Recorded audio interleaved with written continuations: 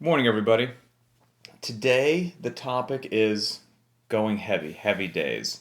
So, a topic absolutely beloved by every CrossFitter on the planet. And we'll discuss basically, today's discussion is an amalgamation of common questions that I regularly hear regarding heavy days, how to warm up, what weight should I start, what if I miss a lift on my heavy day, is it okay to go for a PR, all that kind of good stuff. And I figure we'll just encapsulate it in one nice little place here. So it should be also prefaced by saying there's probably countless ways to go heavy and countless ways which lead to success. So I am just going to present to everybody what life and my experience in CrossFit has shown me works well, the conversations that I've had with others that I know, like, and trust, and we'll just pass that information along to all of you, and hopefully you find it beneficial. So for a heavy day, first and foremost, you need to pick whatever lift that you're going to do, and then you need to pick the rep scheme that makes sense based upon that lift. That whole discussion as to how to pick which lift makes sense on that day and the rep scheme, that would fall under a programming discussion, another can of worms. We can tackle that on another one. But let's just assume you know the lift that you want to go heavy on and you know the rep scheme. So we're going to say it's just a 5x5 back squat is what we're going to do. And call me crazy, but at Linchpin, I specifically, because words are powerful, I specifically call days like this, just dedicated lifting days, heavy days. I don't like calling them strength days. I slip every now and then, but I don't like doing that. And that's because I think if you call them strength days, again, whatever you say all the time, whatever you see all the time, gets in your head. And sometimes repetition leads to validity, which is not the case. But sometimes if people just hear things enough, they figure that it must be true. And if so, every time it's a lifting day, it's referred to as a strength day. I think it can be easy for your athletes at your gym to get inside their head that, okay, well, this is how it works. On the days that we lift the barbells with low repetitions, those are the days that I get strong because we call them strength days. And on the other days, well, these are just Metcon days. These are days I'm just working on my engine, just working on my gymnastics, and just working on my conditioning, but I don't get strong on those days. And that is absolutely not the case. You can get strong with Helen, with Fran, with Diane, with DT. You can get strong with Cindy and Mary with 30 muscle ups for time, with working on your L sit, with the basic air squat.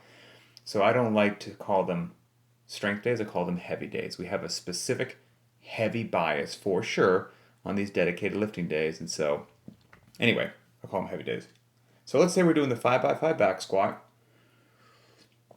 I think one of the most where we need to start is just some defining our terms. So there are three things in my mind that we lay the day out. Okay, so it's a 5x5 back squat day. We have our general warm up. We have our warm up sets for the back squat. And then we have our working sets for the back squat. So three things: general warm up sets for the lift, working sets for the lift. And all three are different. All three have their place, and none of them should be shortchanged, which is why we also say respect the heavy days, because to properly do a heavy day, I mean, it can take every second of a full hour class with no extra anything thrown in there. Your general warm up, that's just your, exactly like it sounds, your general head to toe warm up.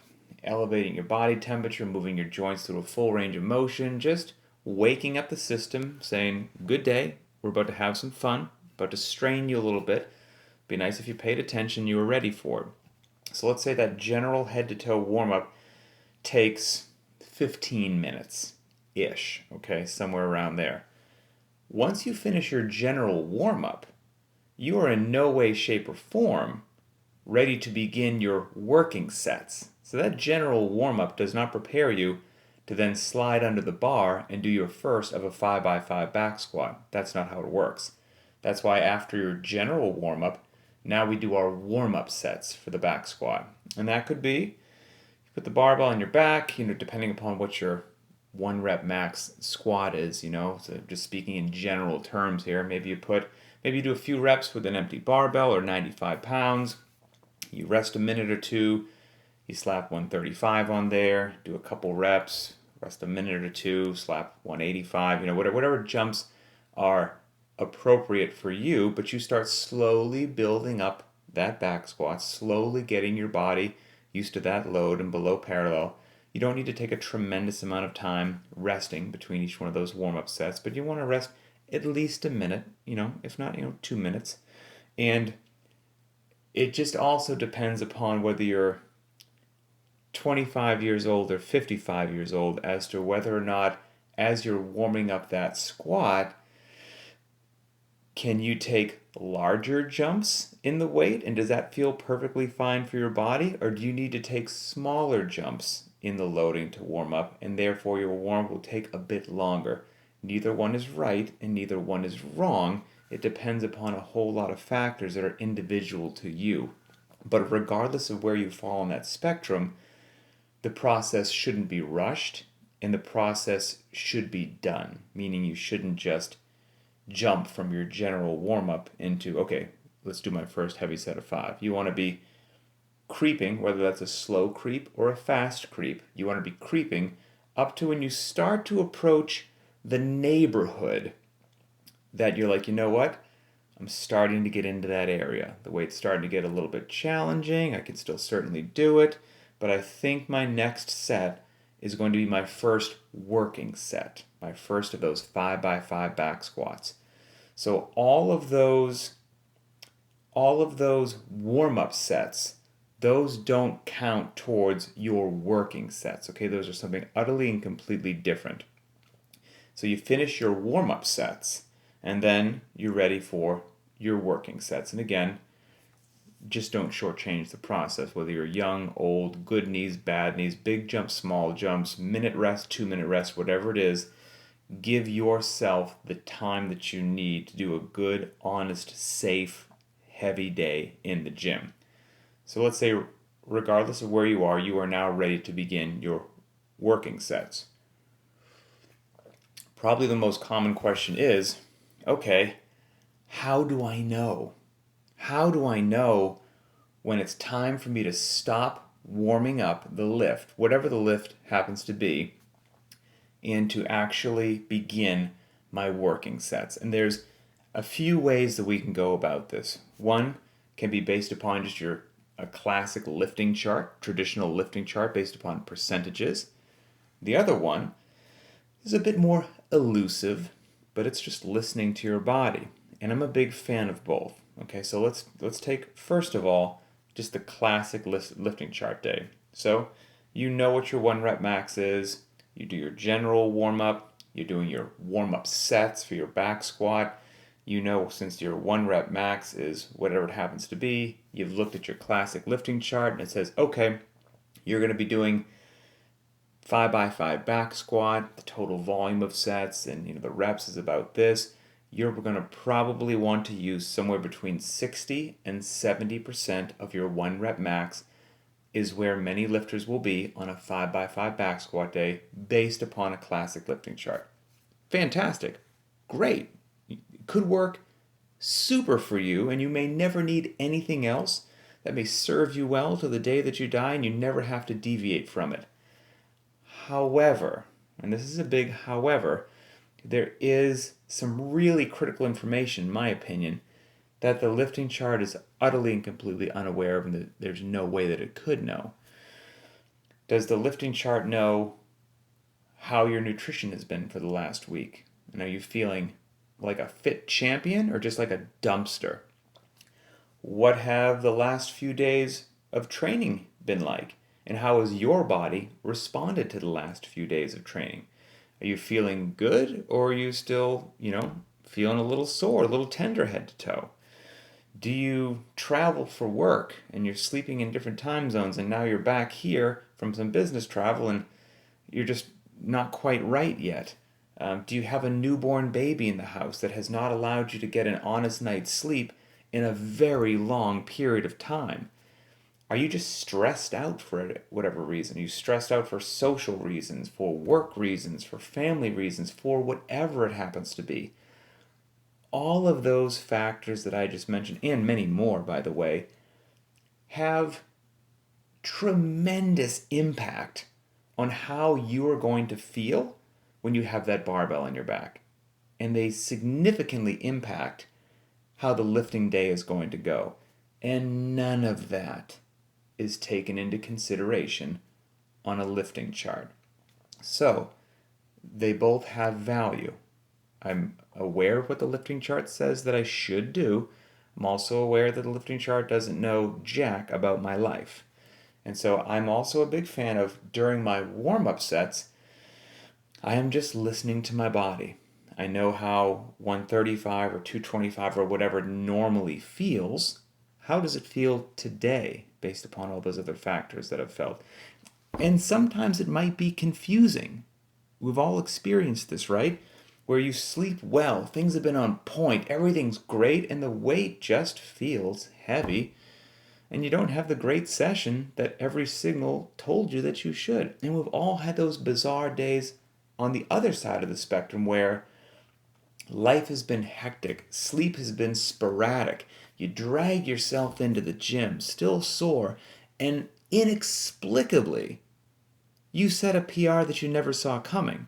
How does that happen? The body's a bit mysterious from time to time. So point being, take all of these factors in. And I'm a big fan of, as I'm warming up, I'm listening to my body. I'm aware when I'm starting to get to that neighborhood based upon the lifting chart. But based upon how I feel that one particular day, I might decide to stop, before I get to that percentage range that the lifting chart said, because that's just how I feel that day. And heavy is a relative thing. And it's relative based upon all of those factors that I just said will influence how the loading feels on any one particular day, because you are not a robot. Life tears at you in 1,500 different ways, and that has an effect when you walk into the gym. So if I'm feeling it, if I'm not feeling it, well, I don't care what the lifting chart says. I stop before that, and I go a bit lighter, and if that's plenty heavy for the day, that's what I do it at. Maybe I'm exactly where the lifting chart said that I should be. Or potentially, during the warm-up sets, I get to, like I said, the lifting chart might say 60 to 70%. Maybe I warm up and I touch 70% and I'm like, wow, that was 70%? Feels light as a feather today. Like, I feel good. I'm going to go a bit more. So, you should feel authorized to make any and all of those decisions based upon what is best for you. Because the lifting chart doesn't know what's best for you. No one else knows what's best for you. You know how your life has been and how you feel on any particular day and all that good stuff.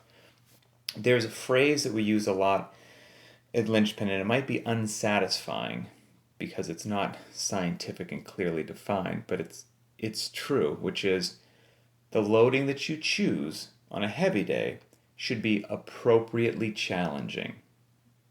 I know, I'm sorry that that's not easily defined, but it's true. It needs to be appropriately challenging, because that is different for each lifter based upon everything that we just said. And those two words were chosen intentionally, appropriate and challenging. It needs to be challenging. It has to be, because that's the you have to expose your body to some stress so that it adapts and becomes better and stronger and fitter. So it needs to be challenging. However, it needs to be appropriately challenging.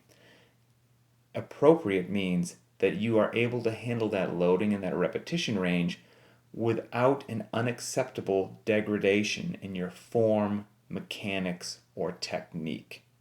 And so we need it to be appropriate, meaning that you are struggling, right? Because it's a challenge, but you're struggling well. You're struggling appropriately. Your mechanics are holding up. Your form is not breaking down. You're working hard and you're succeeding. And whatever that appropriately challenging loading is for you, that's where you want to be. And if you choose some sort of weight for your first set of 5, and it's just easy breezy, that's okay. Hey, everything's a lesson learned, but it was probably a bit too light, and that probably shouldn't count towards your working sets. That probably, if it's just super easy, probably should have been part of the warm-up sets.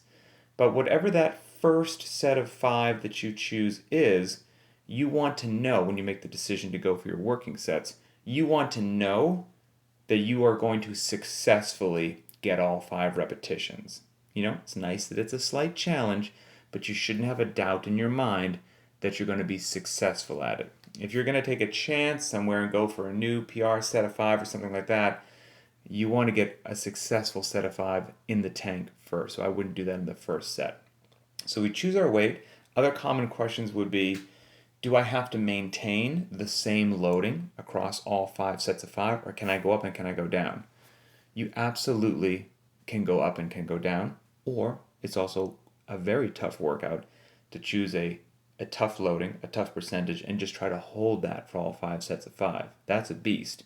But you can also, like I said, you can go up and go down, but as you go up and go down, it should stay in this window, in this zone, in this neighborhood of appropriately challenging. Swings up and swings down, but they're all tough work, but you're successful with good form. That's what we're looking for. Now, another thing people will say is, should I try to set a PR? If you're feeling good on whatever set you choose, set 2, 3, 4, 5, whatever it happens to be on this 5x5 back squat day that we're talking about, if you feel like it's the day to go for a PR, absolutely, feel free, go for it. That's completely your call and up to you. Now let's say that we miss a lift. Okay, we're doing one of our 5x5 back squats, and you took a bit of a chance. You were feeling a bit froggy. Put a little weight on the bar. You slid under it. Reps 1 and 2 felt challenging but good. Rep 3 was like, whoof, that was a tough one. Rep 4, you barely stand it up. And then you fail on rep 5. And ideally you have a rack that allows you to have some, bars on it that you can safely squat in there, not have some spotters. Do something intelligent is what I'm saying. But let's say you fail rep number 5. What do? Do you discard all those? Do you have to redo that set of 5? Does it count for anything? Again, it's shooter's choice. There's no one rule that every human being has to follow about this. But me personally, in that situation that I just described, I didn't get 5 reps, but I would make a note, and if you're using the Beyond the Whiteboard app, which you should, just make a note into the notes section of got 4 out of 5 reps on the 4th set or something like that, and then you can make a note as to whether you think that was it an error in some parts? Should you have gone down on weight? Did you not take enough rest? And you can put that in there for the next time. But I would count it because what the benefit of the day, it's not like you're not going to get fit or strong because on that set you only did 4 instead of 5. And the 5th one was the magic bullet that was going to send you into the fitness universe with the stars. It's the struggle, it's the resistance against the bar, it's the hard work that leads to the adaptation. And if you struggled so hard for a set of 4 and then tried to stand up on a 5 and you couldn't, you were working your tail off. And that hard work and grind leads to the good stuff. So I would absolutely count that and then move on to the next set of 5 personally. Another thing you want to make sure when you're doing your working sets is that you diligently track your rest periods. I would say most people, if we're talking about this 5x5 back squat day, are probably going to take 2 to 4 minutes of rest between those sets. I start the clock to make sure that I know, because in true CrossFit fashion, we like doing things for time. And if you don't track that rest, it can be really easy to shortchange your rest, to think that 2 or 3 minutes went by. In reality, it was like a minute 15. You're back under the bar, you're wondering why the weight feels so darn heavy, and you wonder why you're not getting what you should out of your heavy days, and you become depressed and despondent. Nobody wants that. So take your rest seriously. Allow yourself some time that when you go back under the barbell, you're ready to work hard again. Again, that comes under what we say of respecting the heavy days. And when you do that, you will actually get the adaptation that you want out of it. Your heavy days will start to pay off, and life will be good. So don't try to, in my opinion, don't try to fit something else into that hour. Don't shortchange the general warm-up. Don't shortchange the warm-up sets for the lift. And then once you begin lifting, don't shortchange the rest periods between. I don't rest 2 minutes. I rest for sure 3 minutes, and depending on how I feel, it might creep to 4 minutes. But I make sure that I take that good rest. You want to track that rest because you could have an advancement in your capacity based upon adjusting the rest periods, not necessarily the loading on the bar. So stick with me on this. Let's do some simple math, okay? Let's say you do your 5x5 back squat day at 100 kilos, okay? That was very international with me, wasn't it? 100 kilos. And you take 4 minutes rest between each of those sets, and you're successful. It's darn challenging, and you feel like you're operating right at your safe limit, but you were successful. 5x5 back squat, 100 kilos, 4 minutes rest between each. Let's say over time, 6 months later, you return to that 5x5 back squat session, and you do 100 kilos again for a 5x5 back squat, but now you are able to do it successfully with only 3 minutes rest between those lifts instead of 4. At first glance, if you didn't track your rest periods, it would be easy to be like, oh man, I've made no progress in my back squat. I did 100 kilos last time, and now 6 months have gone by. I did it 100 kilos again. I'm stalled. Not true. If you did it that second time around and you reduce the rest by 25%, you have more capacity, and that's fantastic. And you won't know that unless you track your rest periods. So there are different ways to manipulate the heavy day as well.